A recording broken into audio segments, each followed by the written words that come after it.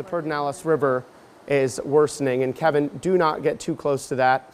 It is going up incredibly quickly. I know you'll make good judgment there as you've covered weather events a lot, but your safety and the safety of those near you, even those looky-loos, pass along some of the information we've been telling to you to them so that they know how serious it is. What's your update?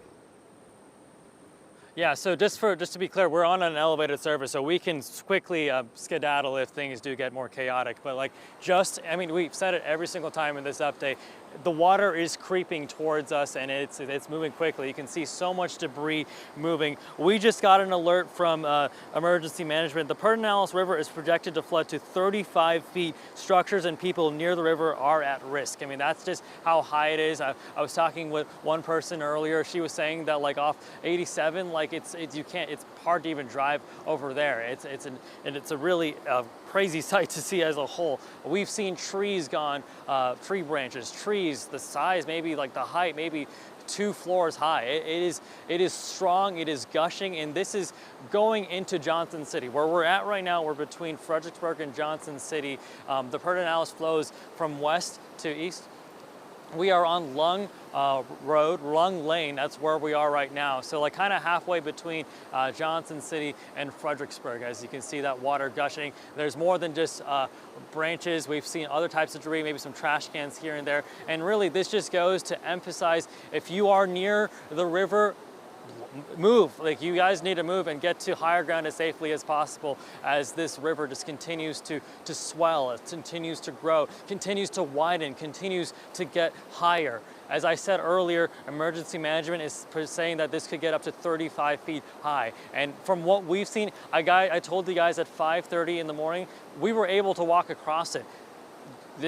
If I were to even try, I would get swept away. Don't even think about it. Turn around, don't drown. The message we've been emphasizing ever so much here on KXAN, and every other place, and every law enforcement will tell you the same as well. But yeah, it is some crazy scenes, guys. Hey Kev, I've got a question for you. Can you give me a guesstimate on how much you've had to back up this morning, as far as how wide that river has gotten in feet? I mean, are we talking about 8 to 10 feet from where you were at? Are we talking much more than that?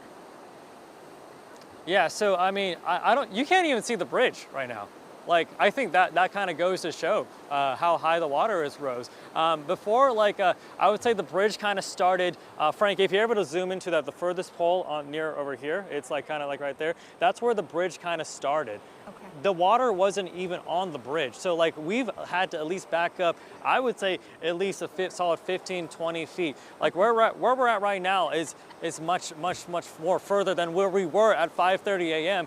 It's hard for me to even comprehend, to even think that we were even able to stand on the bridge, with how much water is gushing, right? It's getting wider, it's rising. And absolutely, and Kevin, if you don't mind telling those around you, because I'm assuming those are probably some locals too, that there is an evacuation in place of the Pedernales, along the entire Pedernales there. They have urged people to evacuate, stay away from that area. Unfortunately, like we said, we do expect this to get worse, but it is wild to have watched this where you are, to see just, how wide that river has gotten, how much flow. And is that a low water crossing, or is that an actual road? Can you give us a cross street of the Pedernales and what? Yeah, it is a low water crossing, 100%. So I mean, there are warning signs in terms of saying that this bridge can flow. And I think Frank, if you're able to zoom up all the way higher to where where that road right there, that's 290. So if you're to come down this long lane right here, I think it drops about maybe 20 feet. So it is a low water crossing, and the bridge, I would say, is at least 4 to 3, maybe 5 feet above from where it initially is. And we talked about how fast the water is flowing. A friend of mine from the newsroom, Robert Sims, I'm going to give you a shout out. LCRA, he told me that LCRA reported that the Pedernales River is flowing at about 69,546 cubic feet per second. Isn't that insane to just think Yeah. about how fast that water is just moving? I mean, and that was off Highway 87, which is before us, which is to the west of us. So all of that is coming towards us, and we can see that. It's quite apparent here. So I mean, in the seconds that we've been here, the branches that, I shouldn't even say branches, the trees that have just been moving across this area, it's truly powerful how fast this water is. Gushes into Johnson City. Kevin, there have been a lot of people on either side of the river looking at it. Are there still any near you, and can you ask them about their experience, what they make of this, and if they're from that area, how this compares to other rises of the past from their memory, if they don't mind talking live on camera, of course.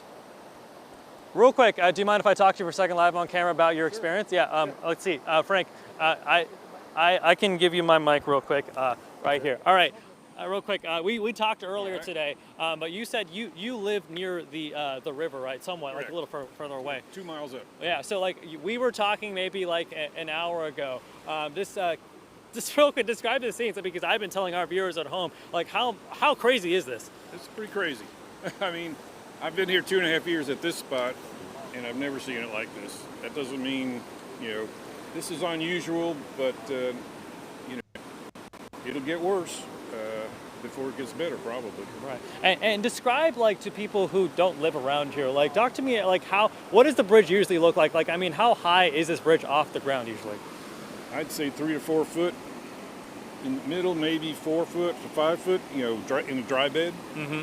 And so now it's under about another 4 to 5 foot of water. I'd say at least right there where that wave is cresting. Yeah. Water over the bridge.